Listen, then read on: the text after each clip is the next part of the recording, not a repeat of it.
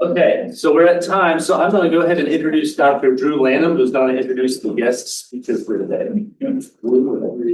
All right. Thank you, Dr. Wachowski, and welcome everyone to seminar, which Wes reminded me was at 11:15 instead of 12:30. Thanks, Wes, for that. It gives me a great deal of pleasure to introduce Mariah, who in many ways is responsible for me being here today. Mariah Whitehead was my first PhD student, but really the person to teach me about this work in a very important way. And so I will dispense with the formal introduction, which you can read on many websites about her many degrees, her global experience, her brilliance in thinking about connecting not just nature, but culture, and all of us sort of together in this wonderful web. I like to introduce Mariah in the way I think that's maybe most helpful to many of us, is understanding our interactions here and in this place, and how our interactions at any one particular place and time can generate a lifetime, not just of memories, but of practice. So as Mariah came to me as a PhD student, taking the chance on a pretty young assistant professor to do work on essentially habitat selection and passerines in managed lands, she came to me with family and running marathons. So I quickly learned that this was a person who was out in the field, the most nimble fingers, de-netting birds, as I like to call it, almost blindfolded while I'm messing around with these big clumsy meat claws. But Mariah was always as patient with taking a tongue-caught Carolina wren out of a mist net as she was with the other students and how she treated them, as she was with understanding my already absent-minded professorness. And so this one particular day, I used to try to visit the student study sites. And so Mariah we were in Western North Carolina up on a mountain where she was netting up on a ridge. And we sat down for lunch, me frustrated with not being able to get, I think it was a black-throated blue out of the net. And Mariah just comes in like, there we go, it's out. And we sit, peanut butter and jelly sandwiches, I think. And Mariah is getting close to finishing up sort of that lights at the end of the tunnel. And I know there are jobs coming open at a couple of institutions, including UGA. And I knew that Sarah Schweitzer, who was a good friend, was moving on at the time. And so I'm thinking, wow, this is the perfect place for you to think about. And we're talking, and I'm expecting Mariah to get all excited. And she looks at me and she says, Doc, I've watched you and I don't think I want to do that. And I was incredulous.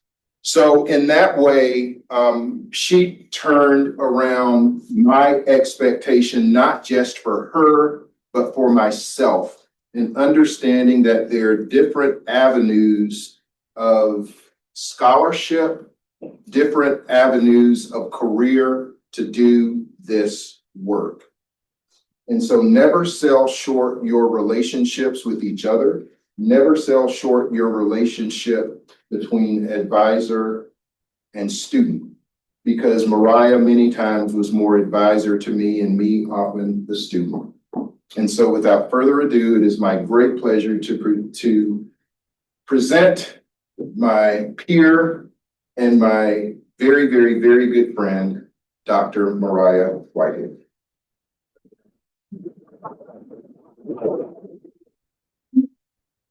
Well, y'all, I am just thrilled to be back here today. I was sort of wandering through the maze of Paul's Wahatski field, like this really hasn't changed at all in 20 plus years. And I have been back, but not nearly enough. So I'm just thrilled to be here. Really excited for this to be a conversation about conservation, a story about conservation in South Carolina. It's a really interesting story, and we've come a long way, and it has been a huge part of my life and my path over the last almost 25 years since I was a student here, which is just mind-blowing. I will start with a little more of an introduction of that sinuous journey that Drew already described, and you can see a baby Drew and Mariah up there. And you know, my path has been a wandering one, and it's always been heart-led. And I think that is what brought me to the applied field, to really wanting to be in the field and working with communities and doing the work with my hands. But it started on a farm in Florence County, South Carolina, 200-year family farm, and a rough and tumble childhood with 4 brothers that did involve raising a great horned owl, which of course is not advised or legal. But I get to see being a minority about 8 years old when this went down on the family farm. I found my way through Davidson College, where almost all my peers were pre-med, and I just was yearning for any field classes. That took me to Barbados to study monkeys with the School for Field Studies, and my first job out of college was in Australia. And I was the intern with School for Field Studies that was put in charge of all other students that wanted to do avian research. And I learned how to take those birds out of the net there, and came back and said, this is going to be my life. It's going to be about birds, and I've got to find a path to that. So I hadn't had an ornithology class at Davidson. I enrolled in an ornithology class at the College of Charleston and moved in with my brother who was in med school, and quickly got a job with the Department of Natural Resources. So I quit the class and did the job of studying wading birds in South Carolina all summer, wading through swamps, and counted all the wading bird rookeries in South Carolina.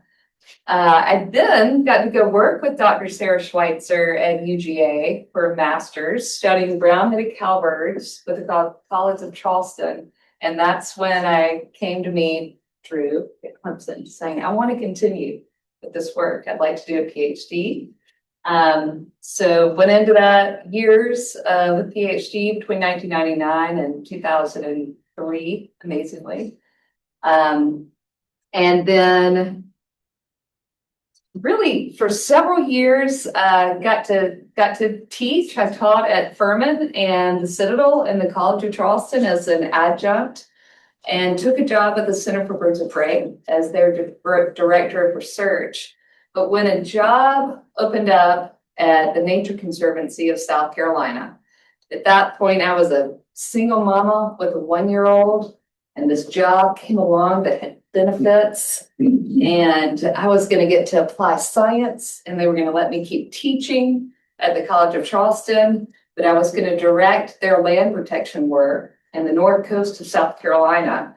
And I was like, I don't even know what that means. I think I'm in.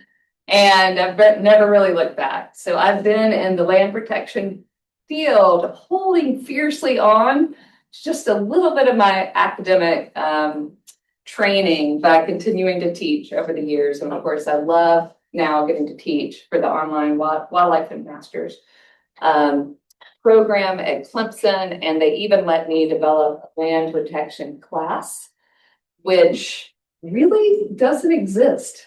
I mean, you scour the internet for a syllabus for land protection class and no one's teaching it. But if there's anywhere where we need boots on the ground and science minds and folks that are trained in wildlife management and ecology, it's in this field. So I'm excited about the possibility of some of you guys landing in that field. So I went on from the Nature Conservancy about a decade ago and started working for a regional land trust that's based in New York, Open Space Institute. Works up and down the East Coast. We're a science-based group, very similar to TNC, that does the applied work. One of the things that's been different for me at OSI is everything we do in the Southeast, the almost 200,000 acres that I've had a chance to be a part of protecting, ends up in the public sphere. So we have worked with local parks and with counties, municipalities, states, and the federal government to secure land, most of which becomes publicly accessible, which of course is so important. If people are gonna find a way to connect with the natural world, they need to be able to access it. But I want to go back and sort of tell the story of South Carolina and how South Carolina came into their own in conservation, starting way back. So, about 100 years ago, as South Carolina was coming out of the Reconstruction era, what we saw was that a lot of the land in South Carolina that had been plantation land had been acquired by northern industrialists who were using it as hunting reserves. And this land was managed for wildlife. We had those historic rights impoundments that were then now being managed for waterfowl and birds. We had extensive forest land, much of which was still in longleaf, being managed for turpentine production, but also for hunting. And so the legacy of this ownership transitioned into a series in South Carolina of land donations, many of which came to the state universities. So a series of these sort of went down in that North Coast region of South Carolina, and some of you guys might have experienced these places. Hopcaw Berry was a donation from Belle Baruch. Of course, her intent was to preserve the place and for it to be used for education for Clemson and University of South Carolina. Tom Yawkey set up the Yawkey Wildlife Center, an unprecedented, massive contribution to the state that came with its own endowment to be managed in perpetuity as a wildlife sanctuary and preserve. Tom Samworth did the same thing. Samworth WMA in the Plantersville community. The Huntingtons set up Brook Green Gardens and what is now Huntington Beach State Park. All of these gifts of land back to the people for education, for immersion and experience. As we moved into the 70s, what we were experiencing nationally was a tension. One of unsustainable timber harvest, wetland loss, coastal development. Our expansion was catching up with us and people had sort of an awakening. We had water quality concerns, people with outcry for access to recreation. And South Carolina at that time was known as a high growth and low regulation state. But we were also a population at that point that was really only maybe 1 or 2 generations removed from most everyone being connected to the land in some way.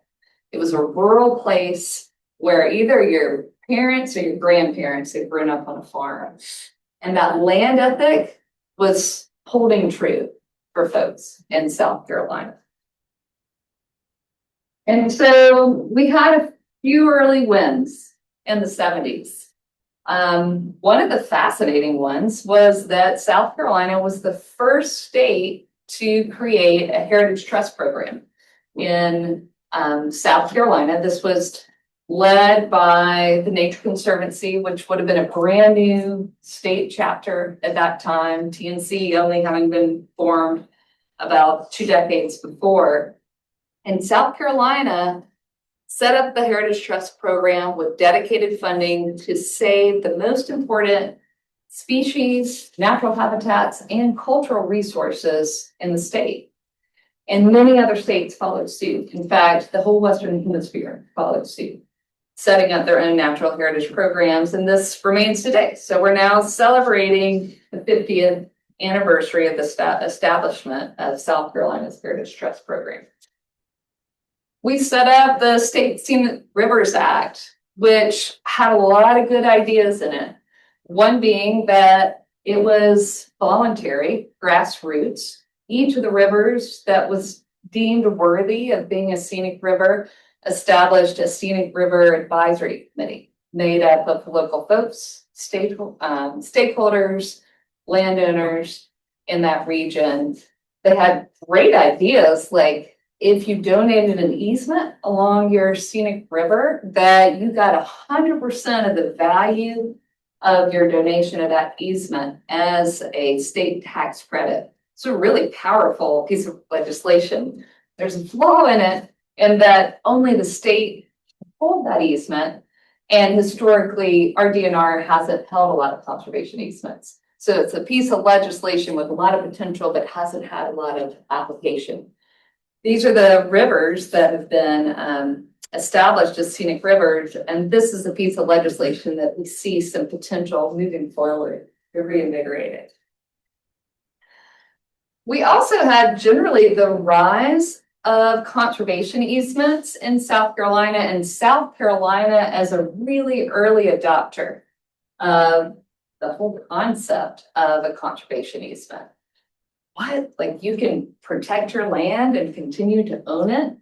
When I was a grad student at UGA, I got to actually work with Eugene Odom, one of the founders of ecology. He didn't like to type his emails, and so he would handwrite his emails. It was my job to go sit in the office and type out his emails and hit send.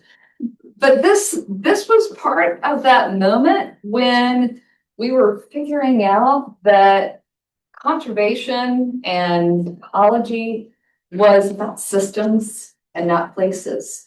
And the idea of landscape scale conservation really came from ecosystem ecology, understanding the implications, not just for natural systems and wildlife, but for humans as well. And Odom really gave us a lot of that early knowledge. In my landscape ecology textbook back then, the case study they called out was the Ace Basin as being one of the first private public partnerships for landscape scale conservation in the nation. And that's something that South Carolina really still celebrates today. And there was a lot that was set in place in the way we do conservation when they set up the Ace Basin. I felt like I got to be a little piece of that Ace Basin story with that first job counting wading birds, because back then there was such a culture of like, understand it, we really got to get out there on the ground and count everything, right? We really don't think of it that way anymore. It's sort of sad that we've lost so many of those opportunities and funding for that, like on the ground inventory type research. But back then in the 90s, that was still around. And it felt really important to document all of these species and habitats within the Ace Basin to justify that we were going to put all this energy into protecting this place. And it's been a tremendous success. It was where we saw so many landowners actually move forward with permanent protection of their properties. We saw the establishment of an Ace Basin National Wildlife Refuge, many of our state WMAs, Bear Island and others in the Ace Basin, and a National Estuarine Research Reserve, all set up because of this energy behind this public-private partnership. That continues today. There's a quarterly meeting of the Ace Basin Task Force that includes all of the land trust groups, state and federal partners, the private timber industry folks come around a table to talk about protection priorities moving forward. And so that rise of conservation easements as a tool for conservation in 1991 was further legitimized by an act, the South Carolina Conservation Easement Act. And it defined for South Carolina what we mean by a conservation easement, which means that our easements are sort of doubly protected with federal recognition and state recognition, that they are in fact perpetual unless a term of the easement is stated.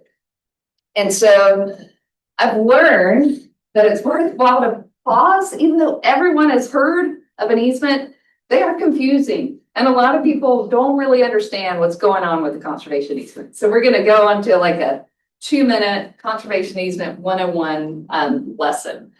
So when we think of land and land ownership, that whole kind of crazy notion we came up with, being able to own the land, means that the land comes with a bundle of rights.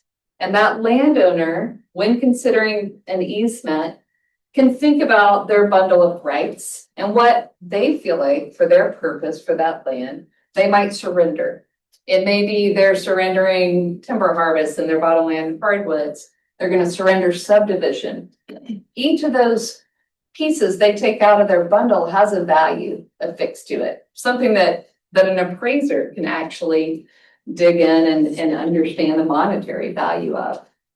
The function of land trusts is to be an entity to accept those pieces that the landowner is willing to surrender. And the land trust commits to stewarding that protection in perpetuity. It's a huge commitment on the part of a private group to step in and say, we will staff and monitor this land forever. And that's essentially what our land trusts are doing. So that valuation, the fair market value of the land with all the rights attached, the value of the land with the rights that have been surrendered, can result in our understanding what the value of the easement is. And of course, the way this has been set up as an incentive for folks is that there are tax deductions, federal tax deductions, state tax credits, and also programs that will actually purchase some or all of that value of the conservation easement for landowners. All right, so let's move into the 2000s to present day.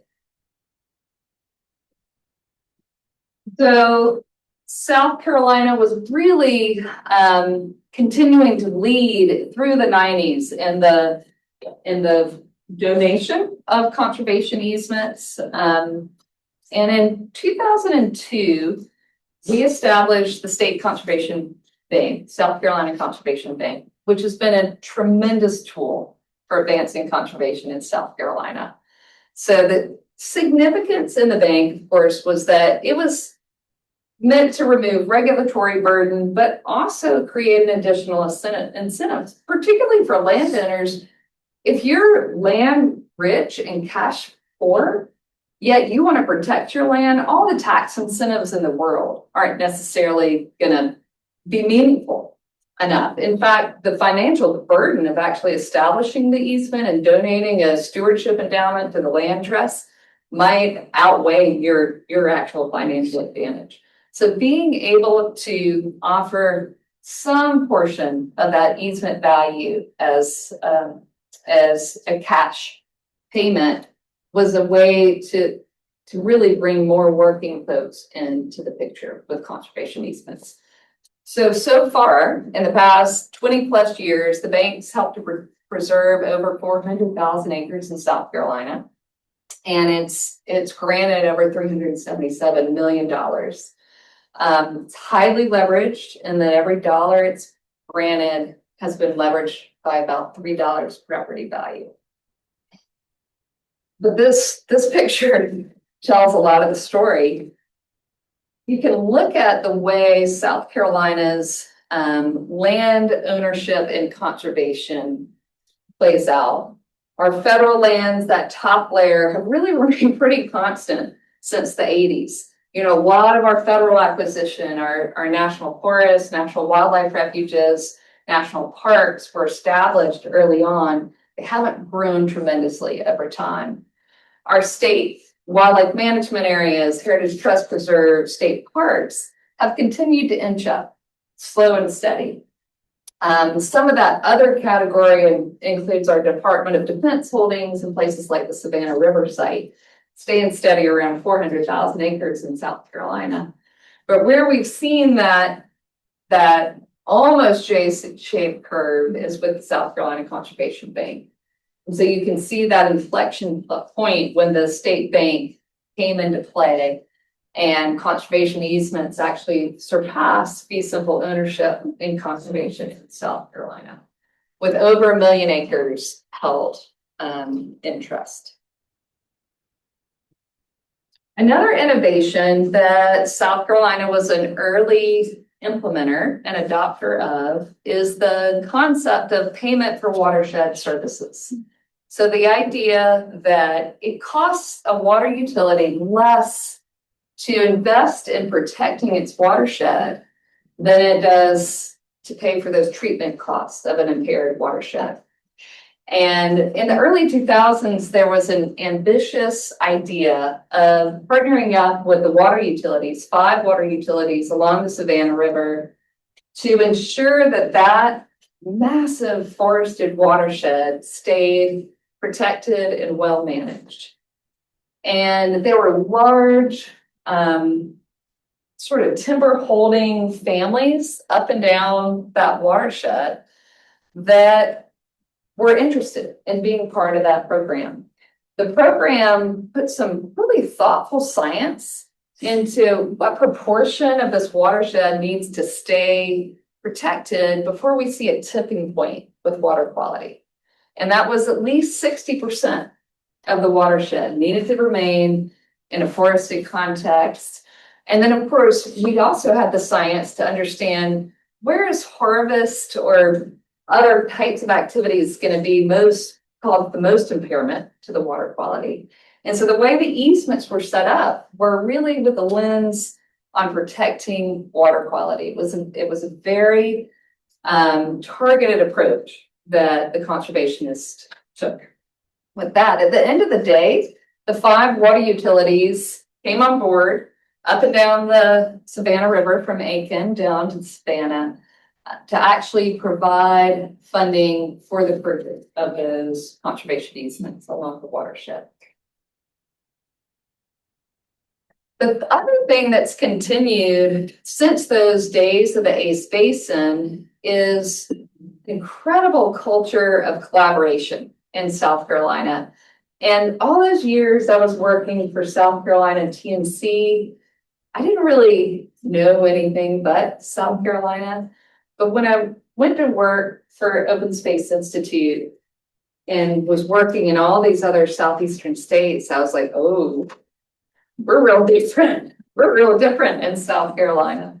That Ace Basin Task Force model of the groups coming together, sharing information, groups partnering on projects to bring multiple resources to the table, to leverage off of each other, was really unique to the way we did this work in this place.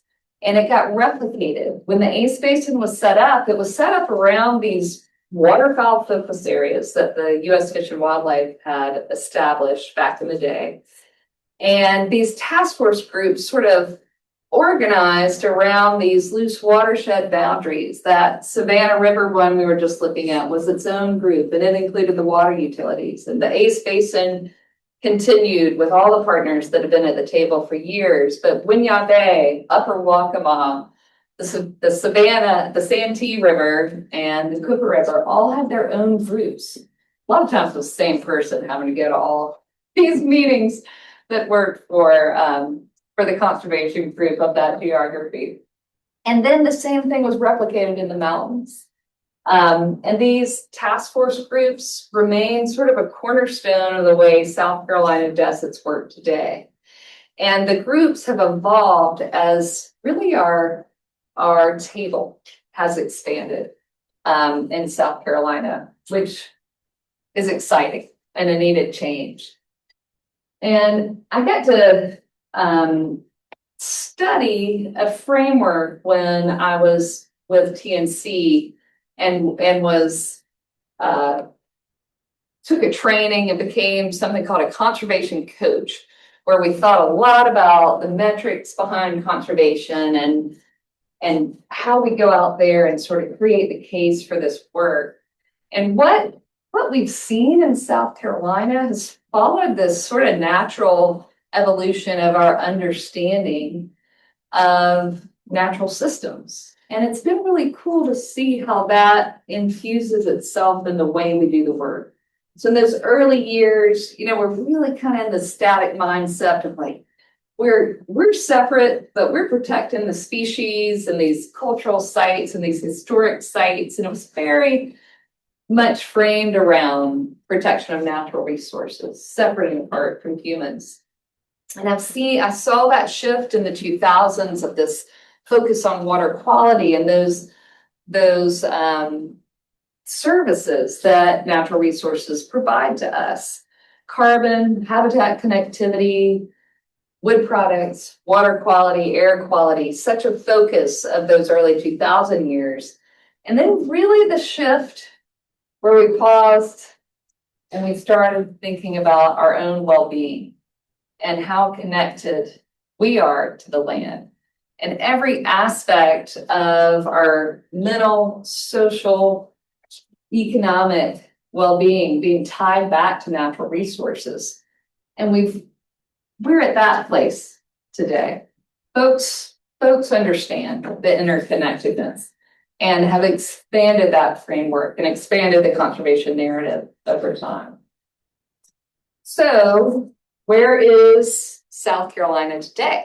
And where can we go with this? And then I'm really excited to give you all time to ask questions. So I'll try not to take too long. So we are at a place where about 15% of the state is permanently protected.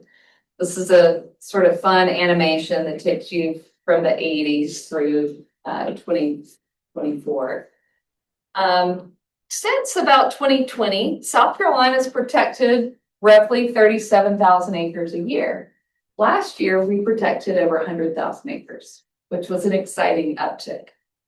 If you guys listen to some of our state leaders, including Governor McMaster right now, every time he has a chance to talk about it, he talks about the need for 50% of the state to be in some sort of protection. Most other states have had a goal of 30 by 30 has been a big goal. And so it's unique that South Carolina's leadership is talking about such an ambitious agenda for conservation. When we look at the way that 15% breaks down, you can see that private protection, the easements, encompassing about 36% of the whole federal lands that have been locked in. We have about 27% of federal protection. Of the 700,000 acres in federal protection, there's another 700,000 not yet protected in federal proclamation boundaries, which is notable. There's huge work that could be done within our national forests and within our national wildlife refuges. The state's protecting about 20% and lots of opportunity with local communities and local governments to move into a space of protection and passive recreation. The other story that we see, if we pause and look at a map, is that the story of protection in South Carolina is not equally distributed. There's been a huge focus on our mountains and our coast. If you overlay this map about where we have boots on the ground doing this work, it would pretty much mirror where we have affluence across South Carolina. There are land trusts where there are donors that will pay for our land trust. And this is a problem that will have to be addressed if we want to serve all of our communities with these opportunities. So we have the public. Poll after poll has been showing, this one just within the last few weeks, interestingly, only for primary Republican voters, my thought is this poll is intended to influence our gubernatorial race coming up. 80% support the statement. Conservatives strongly support land conservation efforts to protect important natural and historical resources, even if it reduces the amount of land for housing and jobs. 83% support investing more resources in the forest industry, encouraging new markets for wood products, and to help keep forest land from being developed. And then we have a growing leadership in conservation. This is from legislation that was proposed a few years ago, actually, to start a new funding source for conservation in South Carolina. The speakers at that event included Senator Sabb from Williamsburg County, Tiffany Wright, the Williamsburg County Supervisor, and Mayor Frank McClary, the Mayor of Andrews, all who saw that potential that conservation was bringing their local communities, their economy, and were willing to be leaders in that arena. So we have all this momentum, we have consensus on this topic, but yet this headline this week that South Carolina recorded the nation's most rapid population gains again this year. We also went into 2026 with unprecedented federal funding, which has been such a huge piece of our success over the years. We have been incredibly adept at kind of maximizing the amount of federal funds that come to South Carolina for conservation because of our system of leveraging and partnering and communicating really between the organization and the states. We went into 2026 with $200 million in the balance for conservation coming to South Carolina, including a $90 million grant called the Climate Pollution Reduction Grant that was coming to our South Carolina Office of Resilience and to the Nature Conservancy to deploy. Amazingly, most of this funding has stayed in our state. We lost a build grant, the $22 million that would have come to the town of Andrews for economic resilience parks and connecting them to the Black River State Park. The other thing that South Carolina is doing better than almost any of our neighbors is establishing local funding for conservation. How many of you guys have heard of these Greenbelt programs? And so local counties can choose to take it to the ballot to impose some sort of levy on themselves. And they often do this in concert with a new road tax. Charleston County for years has established a roads tax and tied 20%, 15%, a portion of it to Greenbelt conservation. In Charleston County, what that meant for a half penny over 20 years or 10 years was $280 million for conservation in that county. It's huge.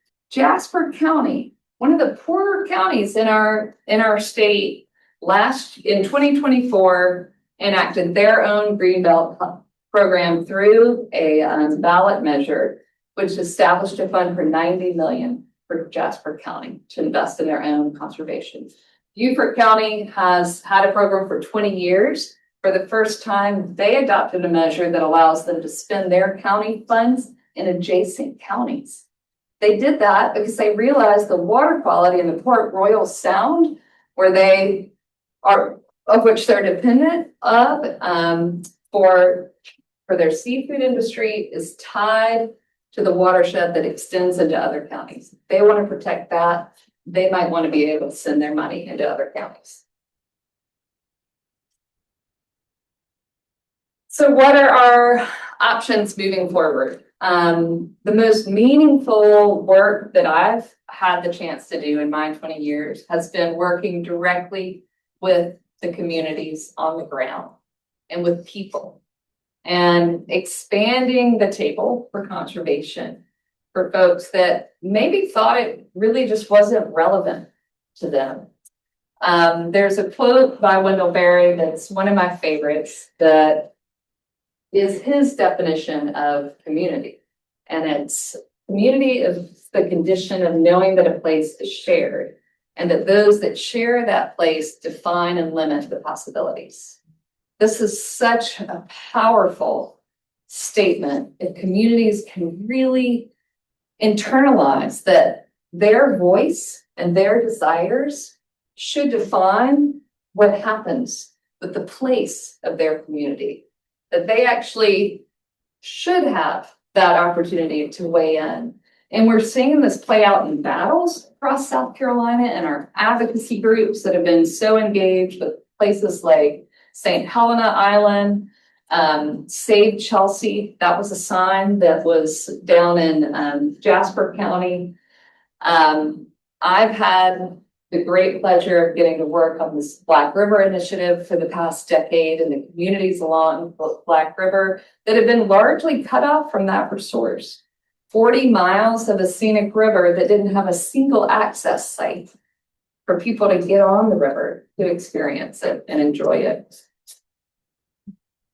And so what we see is once we give folks an opportunity to experience the land, to be part of that, we move from participatory to engaged to leaders in this field. I'm going to try to play a video. Let's see if we can make this work. Because this video tells a fun story.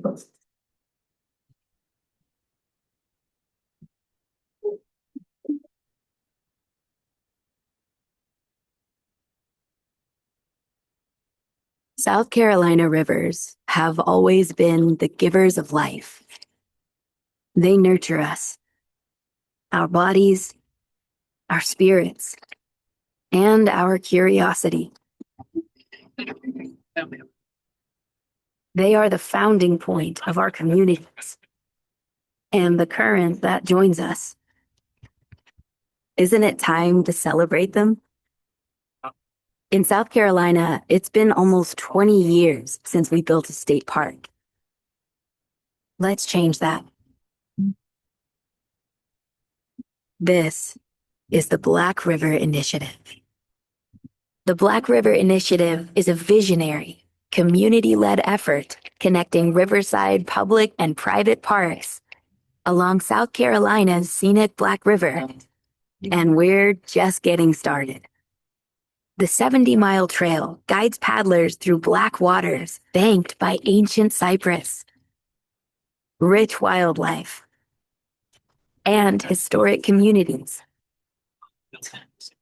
and connects existing protected lands with brand new state and local parks for paddling, hiking, unwinding, and exploration.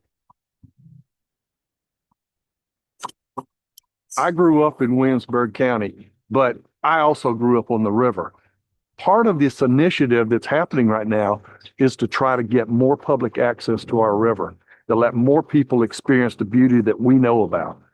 Well, with a project like this, it protects citizens against major floods.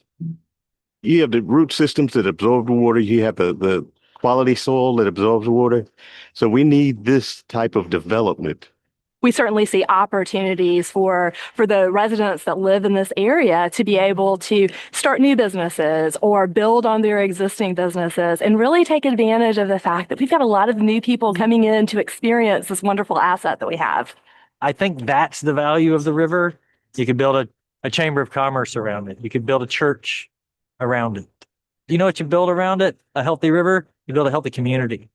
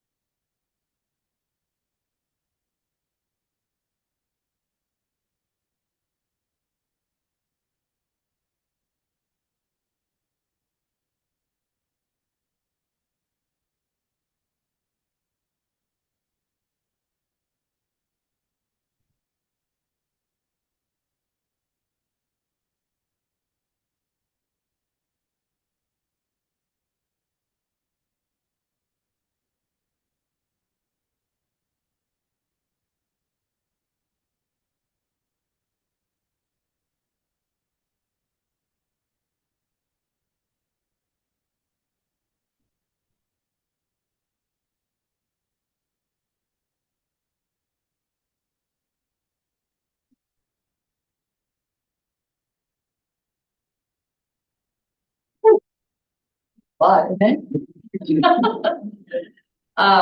this project has been so expansive, 70 miles of river, first new state park in 20 years, gosh, 8 acquisitions that went to the park, but also getting to work with these towns that are rebranding to actually, in the hope that it's going to draw people into their community.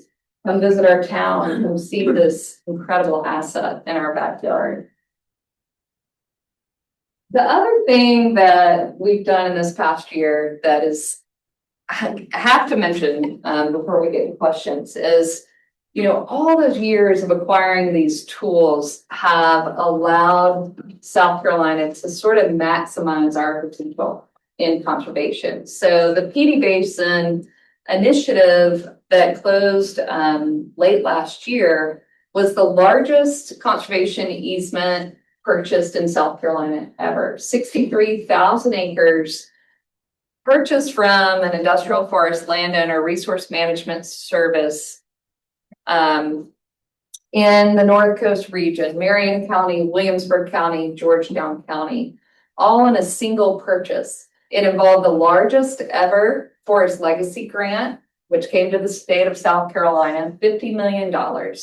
It required a state investment upfront match of $17 million that came from our brand new, relatively new South Carolina Office of Resilience. You saw Ben Duncan, our Chief Resilience Officer, in that last video. And an understanding that this investment in conservation was also an investment in the future of our timber industry in South Carolina. The South Carolina Forestry Commission actually changed their charter to allow them to hold conservation easements when this opportunity came to the table. And the thing that I was most excited about was that the 32,000 acres of bottomland hardwoods included in this transaction are going to move into the Audubon Society's bird-friendly bottomland management practices. That is a massive scaling up of bird-friendly management on the ground in those forested wetlands that delivers so many other benefits to all of us. We need to continue to expand state funding and policy. There's all sorts of legislation on the books that the Conservation Coalition is trying to move forward this year, including increasing South Carolina's tax credit for conservation easements from $250 to $1,000, which will be very meaningful for private landowners. We need to continue that local conservation planning, incentives, and funding. If anyone is from Florence County in this room, please take a picture of this QR code. Today's the last day you can fill out your survey to weigh in on the conservation plan that Florence County is developing right now. Apparently that was in the main posted courier. We have to grow our land trust capacity in South Carolina, and we have to address those regions that don't have a home land trust. Of the 24 land trusts in South Carolina, most of them have less than 5 staff. Many of them have 1 or 2 staff.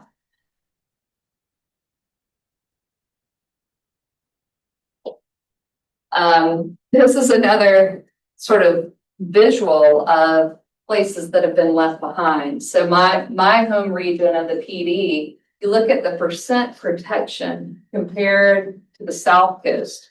Almost all of the counties south of Charleston along the coast are between 40%, 20% protected.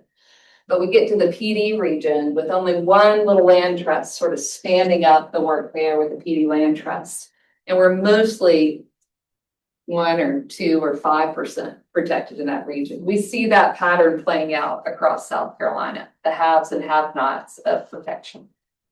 And then a charge to you guys. I mean, this work can't be done without the science behind it.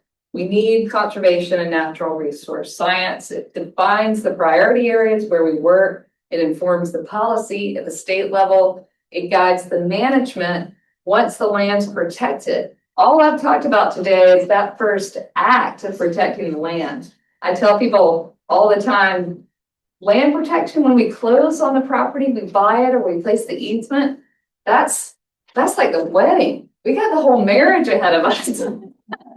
we have that ongoing stewardship work, which is expensive and requires knowledge and boots on the ground to steward these lands properly for biodiversity and for all the other benefits that we're looking for. We need you guys training that future workforce and of course, building the case and the tools that actually allow us to do the protection and stewardship. And with that, I will be very happy to take any questions.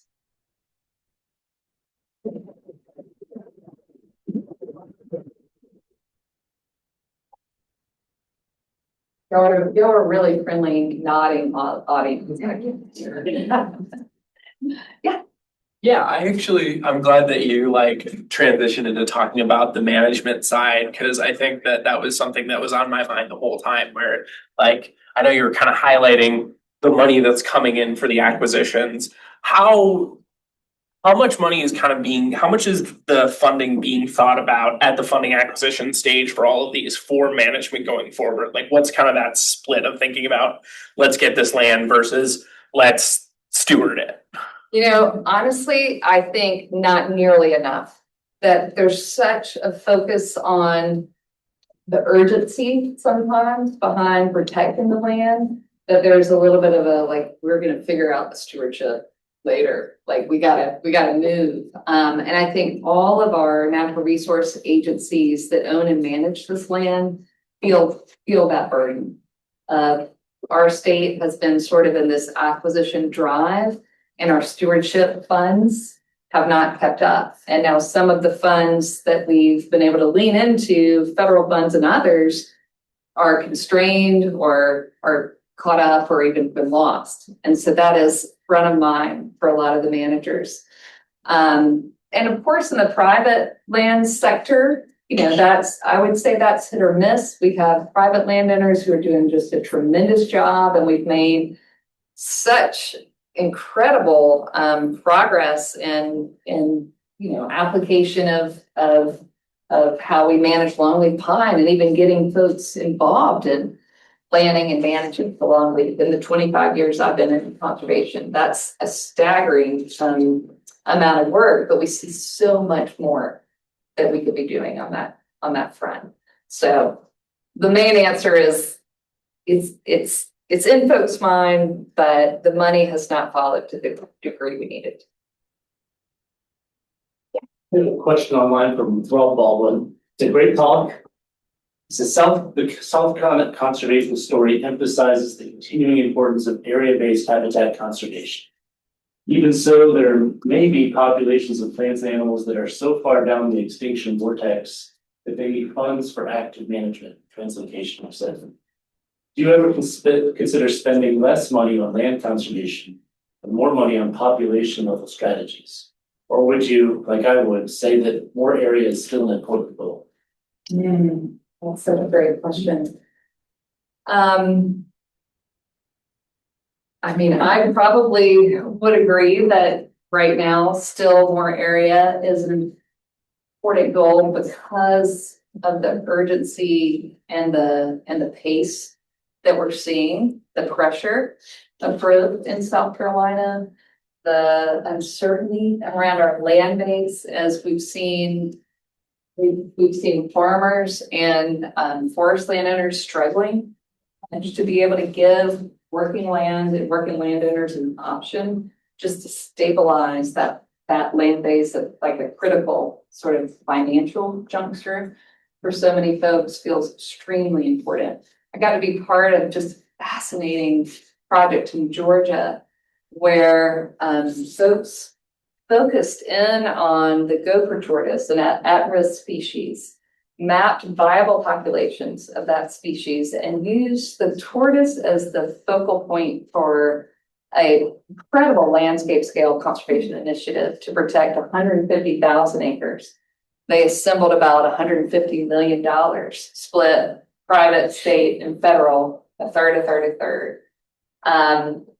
And through that effort, we're able to protect 64 viable populations of gopher tortoise and essentially preclude the listing of that species through just a massive coordinated species-led effort. So it's exciting when you can see the species narrative leading. And we know all those other benefits were coming along with that lens. But they had species protection to them, et cetera. And thank you for the wonderful presentation. In terms of thinking about hotspots and community, I'm out near Tokena Crossroads, Highway 24, which is now a hot line between Anderson County and people working in Georgia. And it's farmland, you can see it. It's sort of the next Simpsonville for you, those of you who are familiar with the history of Simpsonville, which used to be mostly farms. And so these farming communities, you can follow them online as land comes on the market. Land that was formerly at a market value of around $3,000 an acre, now $125,000 an acre. And that signals data center coming.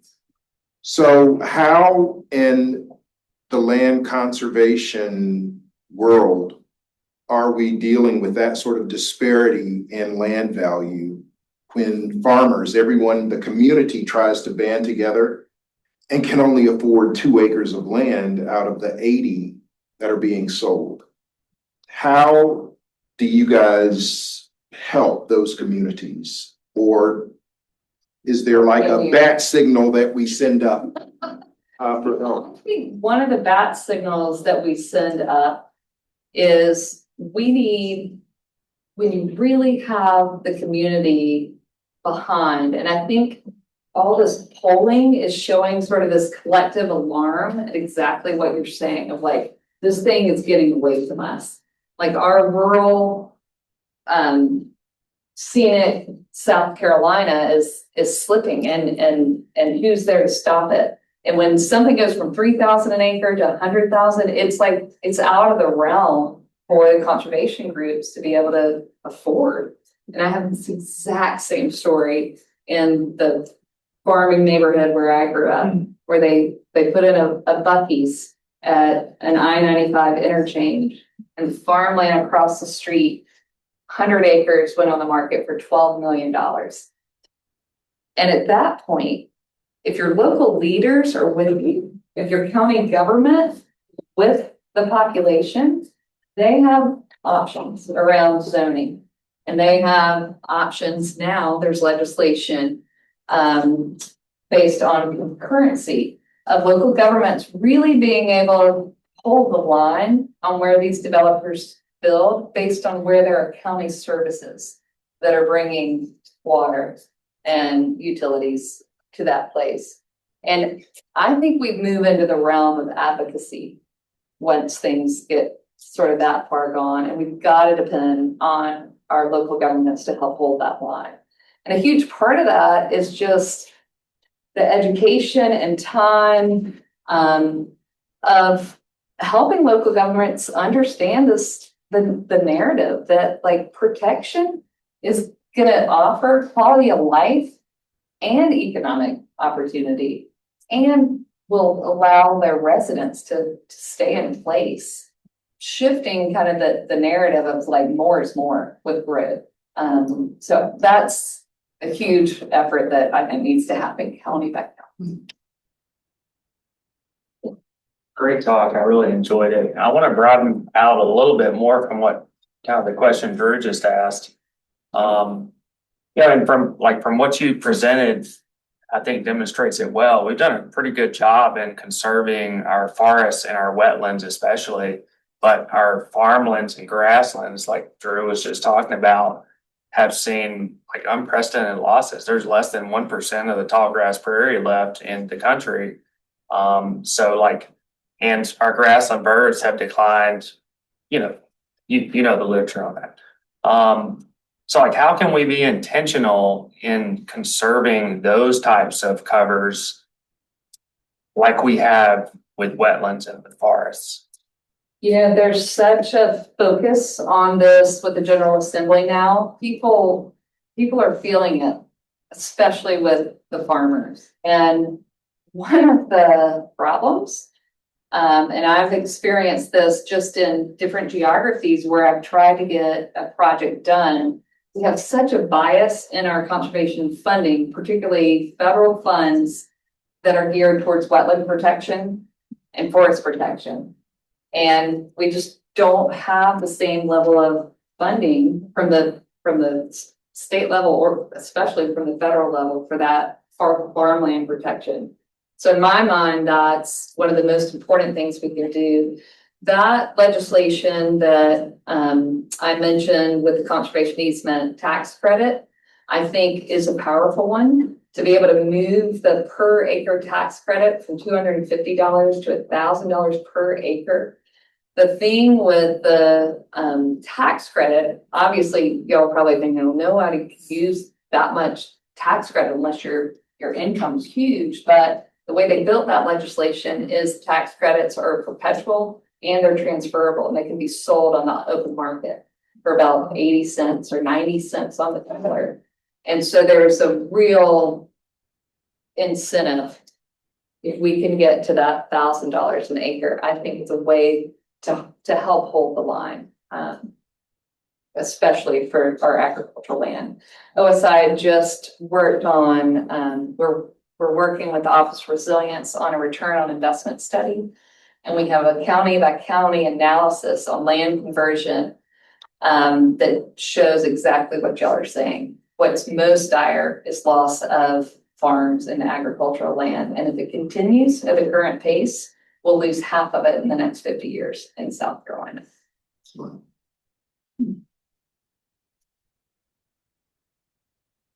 Yeah, question here.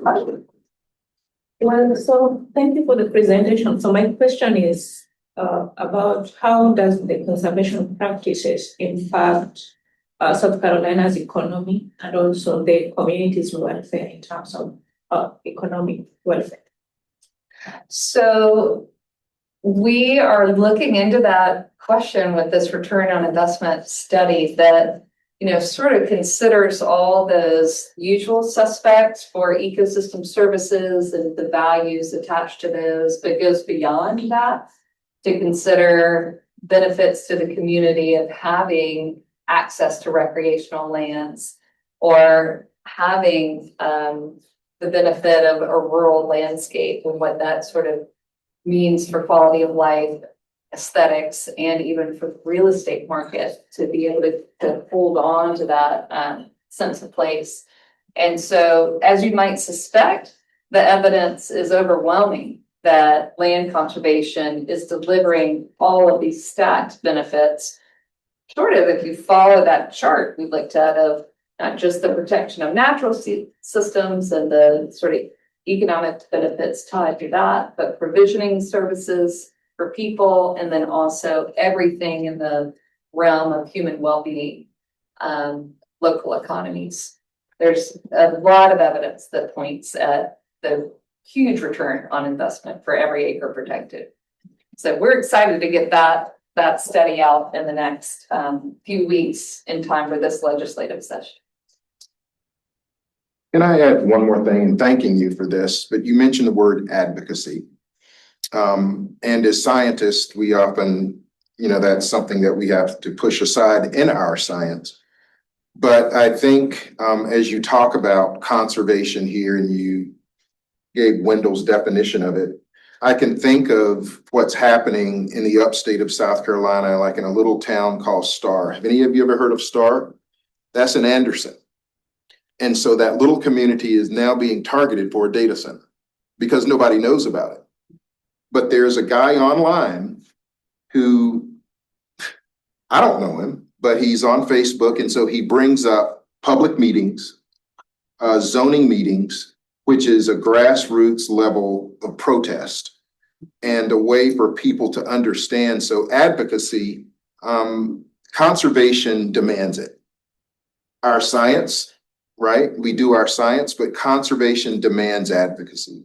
So make sure that you take that away from what Mariah has been saying here, because she's been an advocate for the resource from day one. And so I'm very proud to call her peer and colleague. Thank you, Mariah. And I think we're out of time, but I'm here for any other burning questions that you guys might have. So thank y'all.